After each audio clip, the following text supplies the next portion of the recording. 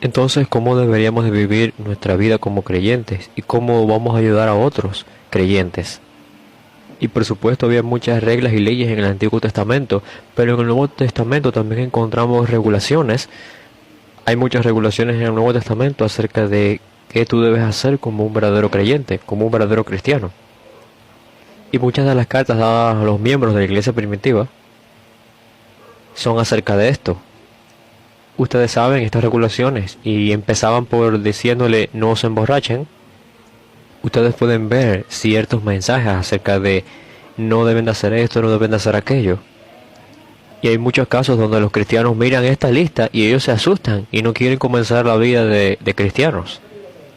Sin embargo, detrás de esto hay un principio muy claro y me gustaría compartirlo. Y una vez que ustedes entienden esto, será muy fácil para ustedes ayudar a otros cristianos. Si vamos a hablar de toda la escritura, una de las bendiciones más grandes que Dios le ha dado al hombre es el pacto. Y no es exageración decir que por cuanto el hombre rompió este pacto, entonces todos los problemas han llegado a la vida del hombre.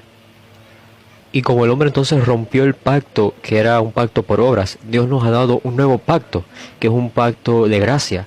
Es el pacto que conocemos, el pacto del Mesías, o el pacto mesiánico. Entonces tenemos estas dos versiones del pacto, el pacto de obras y el pacto acerca del Mesías, o el pacto mesiánico. Y como la humanidad desobedeció el primer pacto, ya no está activo. Por lo que ahora lo único que tenemos es el pacto del Mesías. Pero realmente, en principio, ellos son el mismo pacto. Lo que significa que Dios nos demanda hacer una única cosa. El obedecer. Eso es todo.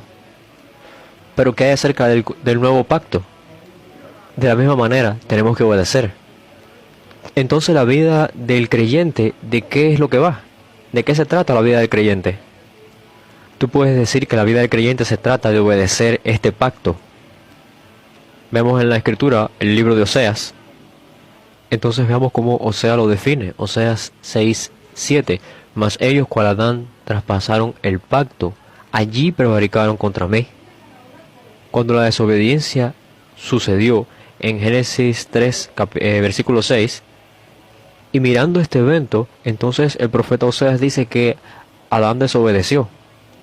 Adán desobedeció el pacto y nosotros, justo como Adán, traspasamos igualmente el pacto y fuimos desobedientes a Dios. De la misma manera que Adán desobedece el pacto, nosotros también lo hicimos y fuimos infieles ante Dios. Le fuimos infieles a Dios. Y si vemos Romanos capítulo 5,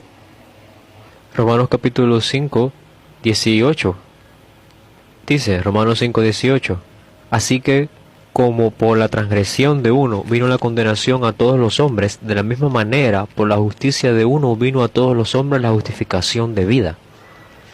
Como un hombre cometió desobediencia, los muchos hombres fueron hechos pecadores.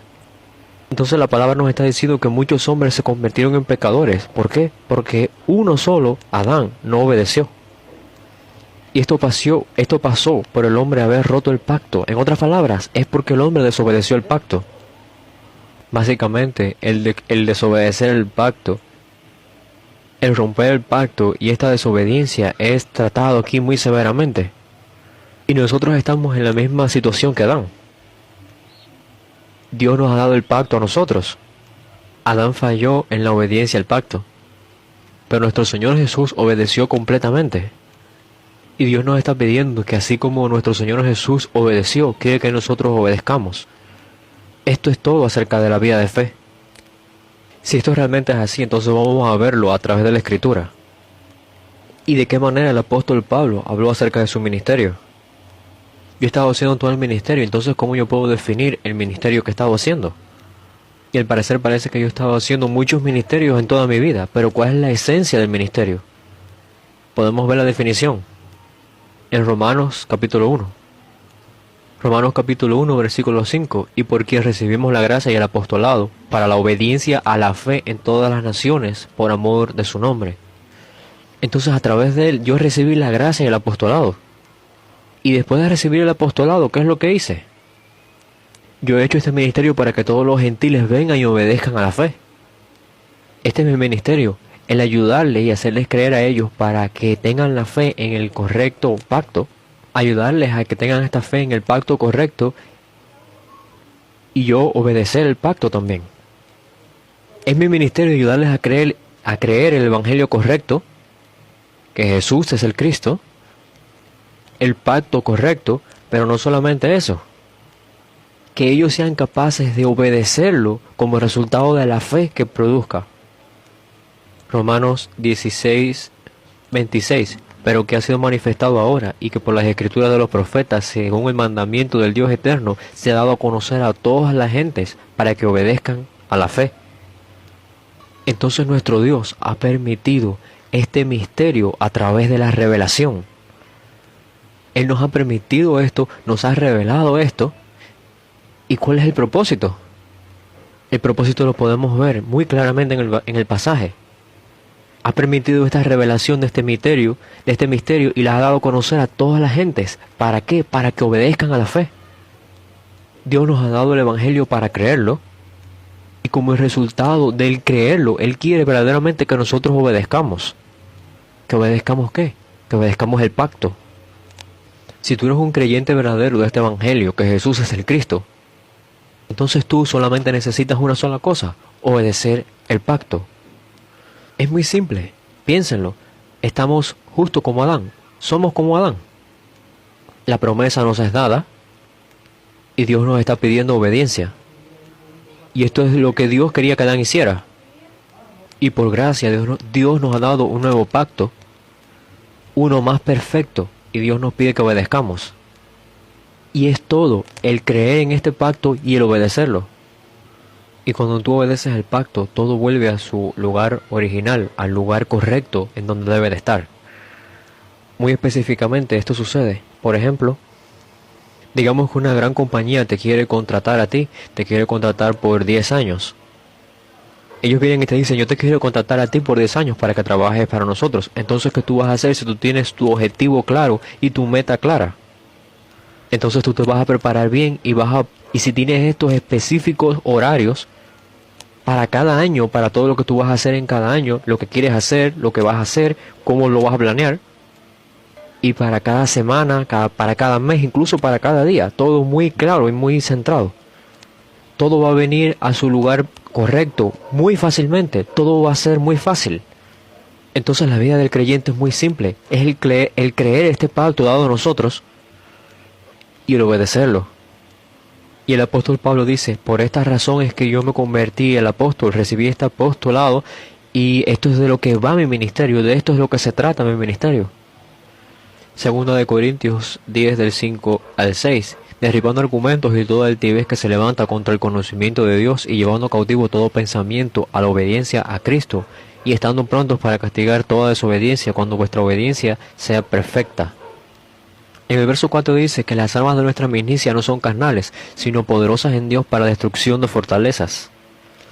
Y todo ese conocimiento de Dios, ese poder de Dios va a derrumbar todas las pretensiones, todos los argumentos que nosotros tenemos. Y va a suceder de una manera progresiva. Y en el versículo 6, nuestro Señor está esperando este tiempo. ¿Qué clase de tiempo?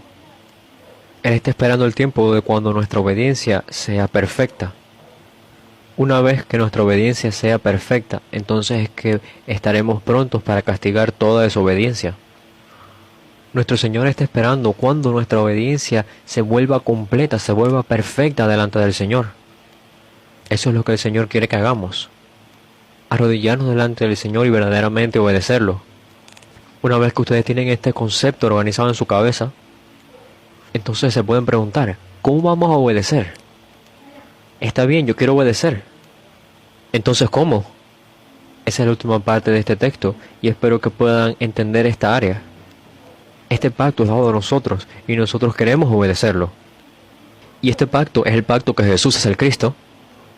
Pero si ustedes se adentran a mirarlo más detalladamente y comprenden de qué trata todo, entonces van a percatarse y entenderán cómo podrán obedecer. Número 1, entonces la verdad en sí misma es que Jesús es el Cristo. Y también ese pacto incluye que Él vendrá de nuevo. Y también incluye la promesa que el Espíritu Santo vendrá y estará con nosotros para siempre. Yo pienso que esta comparación, esta metáfora nos va a ayudarnos a entender más. Entonces digamos que nos han dado un cake, un pastel, y es un pastel muy bonito, muy precioso. Y queremos llevar este pastel así tan delicioso, tan lindo a nuestro lugar, a nuestra casa. Pero digamos que no estamos familiarizados con el camino, con la ruta por donde vamos a ir. Y cuando tenemos este cake tan precioso que queremos llevar y tenemos que tomar esta dirección, ¿qué es lo que necesitamos? Necesitamos esta ayuda como un mapa o un sistema de navegación de GPS. Entonces, ¿qué es lo que tienes? ¿Y a dónde quieres ir? ¿Y cómo vas a llegar ahí? Y tratando de hallar la manera, tienes que percatarte de que debes obedecer específicamente. En el caso de nosotros, lo que tenemos es el Evangelio.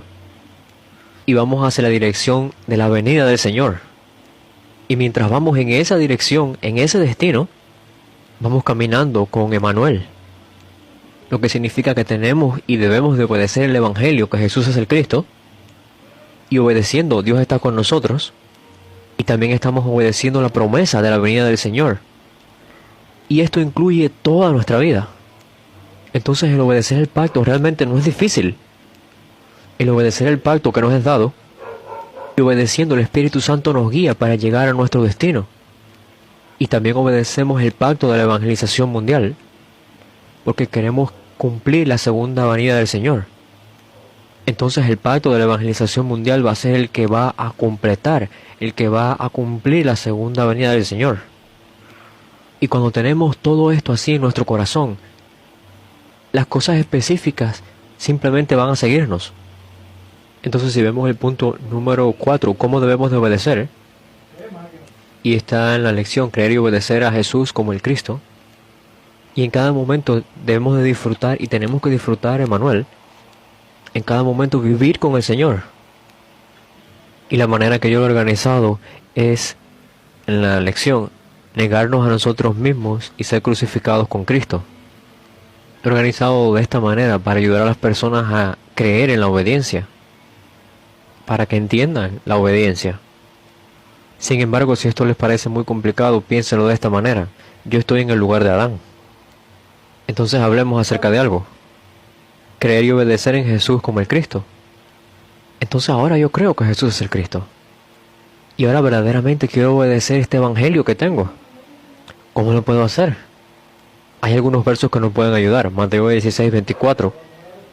En Mateo 16 vemos cómo el Señor Jesús se lo lleva a esta región de Cesarea de Filipo, y es donde Pedro confiesa: tú eres el Cristo, el Hijo del Dios viviente. Pero de eso, luego, ¿qué sucede?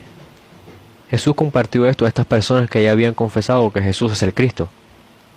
Y luego estas personas que escucharon esta confesión de Pedro y a los que estaban allí, que escucharon que Él es el Cristo, el Hijo del Dios viviente, luego Él les comparte algo muy profundo: que Él va a morir y va a resucitar. Y si vemos en el verso 24, nos explica muy claramente qué significa creer y qué significa obedecer. Mateo 16, 24. Entonces Jesús dijo a sus discípulos: si alguno quiere venir en pos de mí, niéguese a sí mismo y tome su cruz y sígame. ¿Puedo explicarlo con este verso así tan corto? ¿Qué significa para ti creer y obedecer en Jesús como el Cristo? Significa que tienes que seguirlo. Y esto incluye 3 cosas: negarte a ti mismo, tomar tu cruz, y después tú sigues a Jesús. Hablemos de esto. Número 1, negarte a ti mismo. Para explicar Mateo 24, quisiera ir a 2 Corintios 5:15. Este pasaje nos explica cómo debemos de vivir. 2 Corintios 5:15, y por todos murió, para que los que viven ya no vivan para sí, sino para aquel que murió y resucitó por ellos. Entonces, ¿por qué nuestro Señor se tuvo que convertir en un ser de carne y de sangre? ¿Y por qué tuvo que morir en una cruz? Porque Él murió por todo el mundo. ¿Cuál es la razón de esto? Ustedes saben, todas las personas que están viviendo. Él murió por nosotros. Él murió por nosotros para que no vivamos para nosotros mismos. Y cuando decimos que creemos en Él, significa que no vivimos para nosotros mismos ya más. Y por muchos años muchos cristianos han utilizado a Cristo para su propia necesidad, para su propia vida. Una perspectiva importante. Y yo he visto mucho esto. Y hay un movimiento que toma lugar en muchas iglesias de Corea. Por ejemplo, yo tengo un problema y oro mucho al Señor y soy muy devoto a la iglesia para que este problema se vaya. Y entonces si sucede, voy a muchos lugares y doy mi testimonio. Eso es como un trueque, como hacer un trueque. Y vemos que hay ciertas personas que dicen, yo realmente era muy pobre y estaba buscando en la Biblia y he encontrado ciertos principios de cómo hacer finanzas en la Biblia y traté de hacerme de esto y seguirlos, y cuando me armé de todas estas reglas y las puse en práctica, me volví muy rico entonces y me volví muy próspero. Y este es el mensaje que la gente está predicando. Pero esa clase de testimonio se ha vuelto muy popular y muy influenciante. Y por supuesto que para nuestro ojo humano parece muy agradable esto. Basado en la Biblia, en la palabra, el muchacho que era pobre se vuelve rico. Y podemos ver cómo los cristianos son realmente hoy. Pero lo que realmente están buscando y quieren es esto, quieren volverse ricos. Y quieren tener ciertas libertades porque tienen muchas finanzas. Por eso es que van a la Biblia y buscan y sacan algunas ideas. Y todo lo que desean hacer es con ese fin. Y es lo mismo que persiguen cuando oran mucho y reciben estas respuestas. Y luego van a testificar de lo que recibieron. Y muchas de estas personas se han vuelto como modelos. Y otras personas los están mirando a ellos y se dicen, oh, así es como yo debería de vivir la vida cristiana. A las personas les encanta tomar pequeñas ideas y tomar pequeñas frases de la Biblia. Y por supuesto en la palabra de Dios cuando la vemos son cosas buenas. Pero ¿por qué están leyendo la Biblia? ¿Por qué tú lees la Biblia? Esta es la finalidad. Es para eso. Lo hacen para ellos mismos. Para sus necesidades físicas. Para su economía, para su dinero. Eso está con todo el mundo y está donde quiera. Entonces la Biblia está utilizando la palabra de Dios para su propia necesidad y para su propósito personal. Esa no es la vida cristiana. Esa es realmente una adoración idólatra. Ustedes saben por qué la gente adora a estos ídolos. Ellos creen, bueno, si yo adoro a este ídolo me va a proteger. Y si lo adoro, él me va a beneficiar. Entonces los que adoran ídolos, los que no creen, los que adoran ídolos y los cristianos tienen el mismo principio. Entonces yo quiero ganar protección, por eso me da lo mismo adorar al ídolo que adorar a Dios. Entonces cierto pastor visitó cierta casa para adorar y él vio una pintura en la pared. Una pintura que trataba acerca de Jesús. Vio una pintura de Buda y otras pinturas de otros ídolos. Y había muchas pinturas. Y él comenzaba a orar así. Bueno, cualquiera de ustedes que escuche mi oración, por favor, respóndame. Y no le importaba realmente quién era el que respondía a su oración. Mientras él obtuviera la respuesta, no le importaba. Esa era su fe, esa era la fe que él tenía. Pero realmente hoy vemos que muchos cristianos son iguales.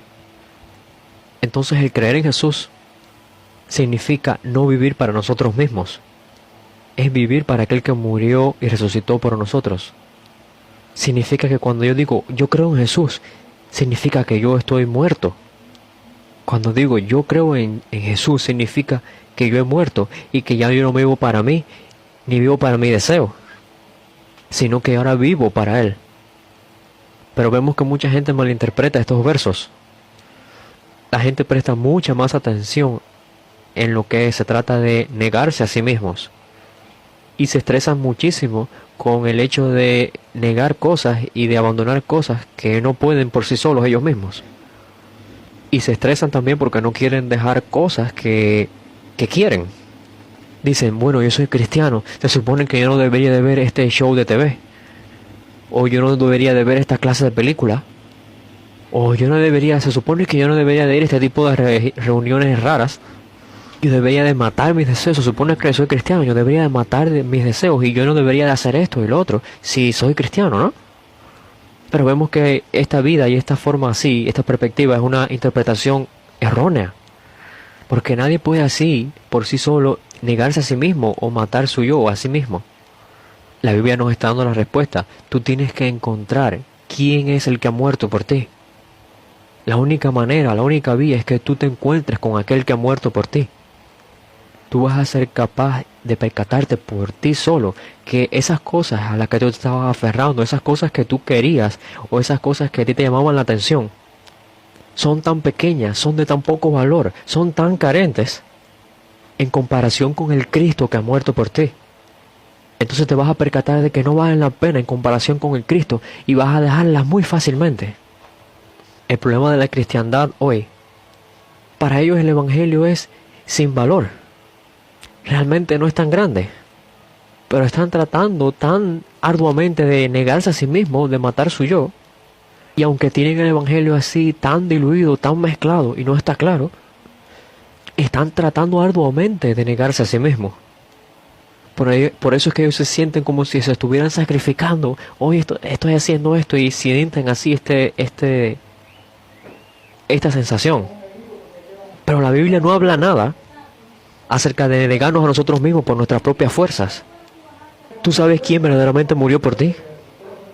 Tú sabes la gran bendición que tú has recibido. Tú sabes la clase de bendición que tú tienes. Tú sabes verdaderamente qué es lo que Jesús el Cristo ha hecho por ti a través de la muerte en la cruz y la resurrección. Si tú te percatas verdadera y profundamente de esto, una vez que te percates y veas realmente las cosas por las que estabas luchando y lo que tienes, verás que son sin valor. Eso es lo que significa negarte a ti mismo.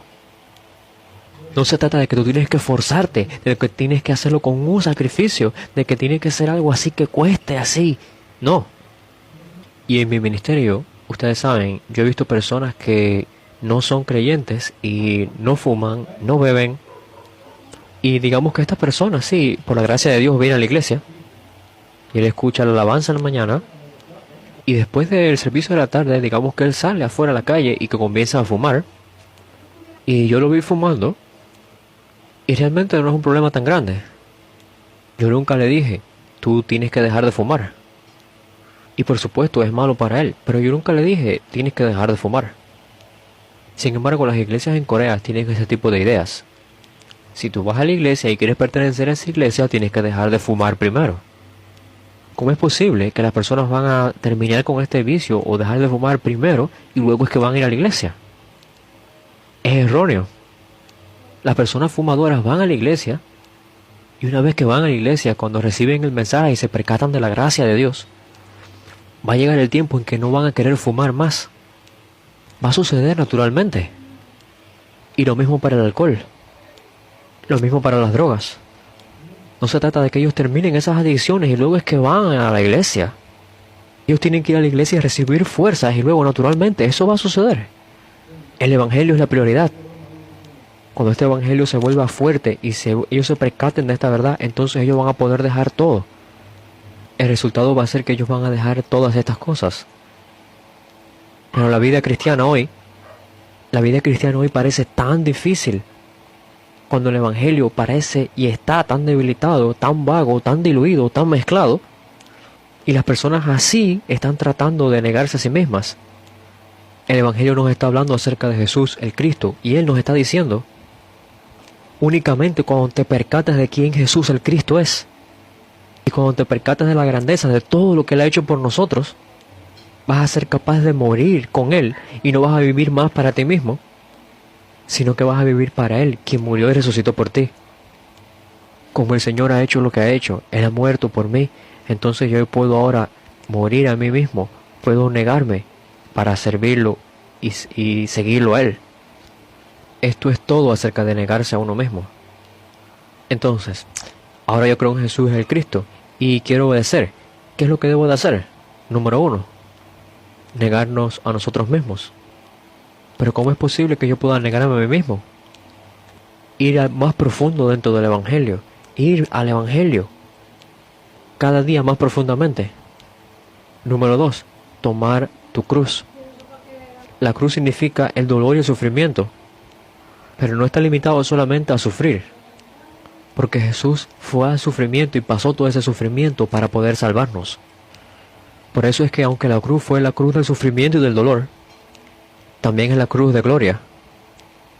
Y la cruz tiene una relación muy estrecha con la salvación.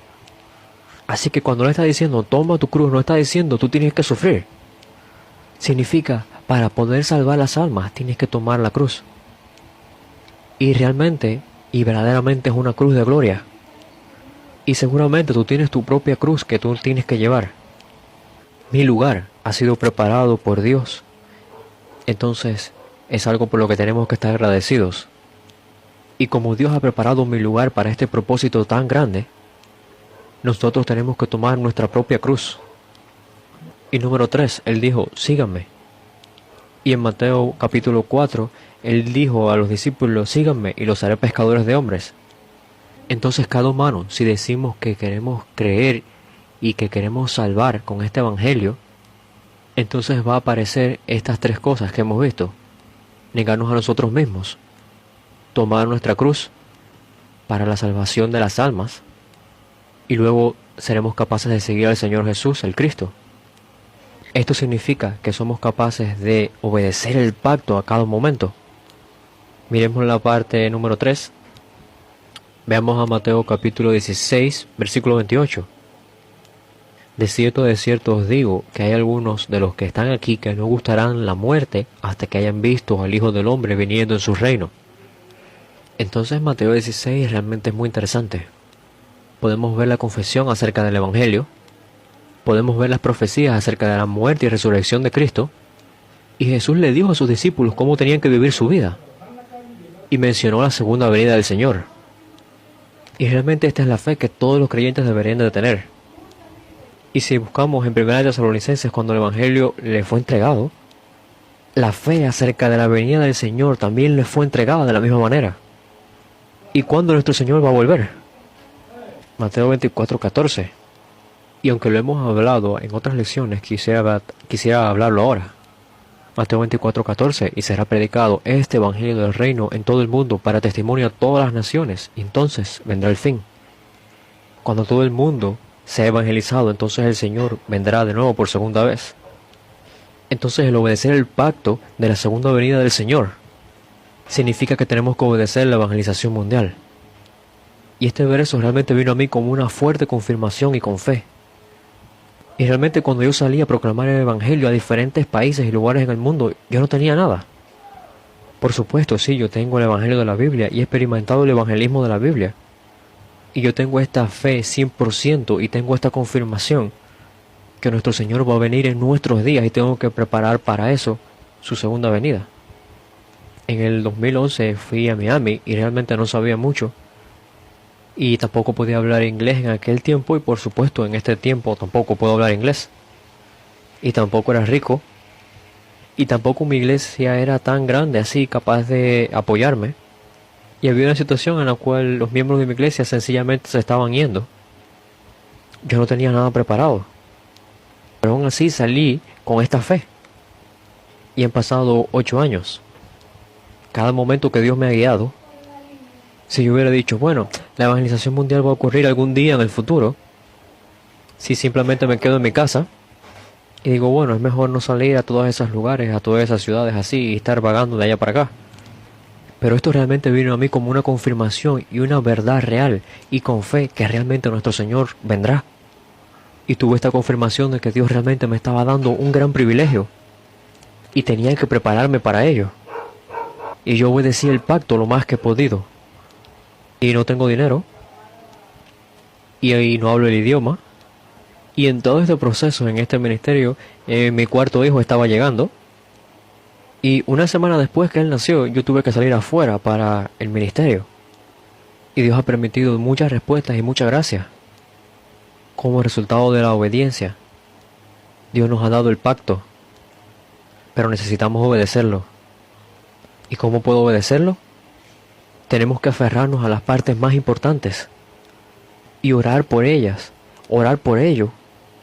Y entonces seguir, y todos estos detalles específicos Dios nos los va a revelar, Dios nos los va a mostrar. Obedecemos entonces el pacto que Jesús es el Cristo. Y también obedecemos entonces el pacto de la segunda venida del Señor. Y también obedecemos al Espíritu Santo, el que nos guía en todo este proceso hasta el fin. Eso se llama Emmanuel. Entonces nosotros vivimos con el Espíritu Santo, obedecemos al Espíritu Santo y vivimos acorde a la guianza del Espíritu Santo. Leamos un verso más, Romanos capítulo 14, verso 8. Romanos 14:8, pues si vivimos, para el Señor vivimos, y si morimos, para el Señor morimos. Así pues, sea que vivamos o que moramos, del Señor somos. Si vivimos, estamos viviendo para el Señor, y si morimos, morimos para el Señor. Entonces ya sea que vivamos o que moramos, del Señor somos. Entonces en cada momento vivimos con Dios, disfrutamos de Manuel. Y en cada momento esto toma lugar. Lo que vemos en este versículo se llama obediencia. Y cuando tenemos este estilo de vida a cada momento, si vemos en Hechos capítulo 11, vemos cómo la gente que estaba en la iglesia de Antioquía, la gente que veía a estas personas, le dijeron, oh, ellos son cristianos. ¿Qué significa?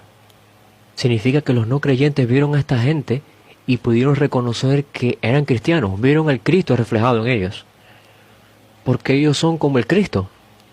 Y ellos están obedeciendo al Cristo. Y ellos están proclamando a Cristo. Y finalmente ellos fueron llamados cristianos. Vamos a verlo, el verso. Hechos 11:26. Y se congregaron allí todo un año con la iglesia y enseñaron a mucha gente, y a los discípulos se les llamó cristianos por primera vez en Antioquía. Entonces finalmente a los discípulos se les llamó cristianos. Significa, cuando yo veo a esa persona, yo puedo ver al Cristo ahí. Ellos son muy parecidos a Cristo. Y Él está predicando acerca de Cristo. Y está obedeciendo a la palabra de Cristo. Este es el significado de este nombre dado, cristianos. Entonces déjeme resumir la lección. De nosotros depende cómo vivir nuestra vida de fe. Y también depende cómo podemos ayudar a otros para que crean. Es realmente muy simple. Así que póngase en los zapatos de Adán. Adán recibió la promesa de Dios y Dios le pidió que obedeciera esa promesa. Verlo así, Dios me está dando el pacto y yo necesito obedecer este pacto. Y Pablo dijo, todo mi ministerio es acerca de una cosa, ayudar a los creyentes a que obedezcan y a que crean. Y nosotros también tenemos que llevar esa obra a cabo de la misma manera. Y si alguien te pregunta, digamos, oye, ¿qué significa esto de creer y obedecer? Entonces solamente puedes darle esta palabra como una conclusión. Tienes que ser capaz de comprender todo esto como una gran imagen en tu mente. El destino, tu meta, a donde tú tienes que llegar, a donde tú necesitas llegar. Y a través del proceso, ¿qué clase de guianza vas a tener? ¿Qué tipo de guianza es la que vas a recibir? Y entonces, si vives tu vida de esta manera, yo creo que Dios realmente nos va a establecer como verdaderos cristianos. Y el tiempo ha sido muy bueno porque realmente fui capaz de terminar a las 2 en punto. Así que terminamos la lección aquí. Amén.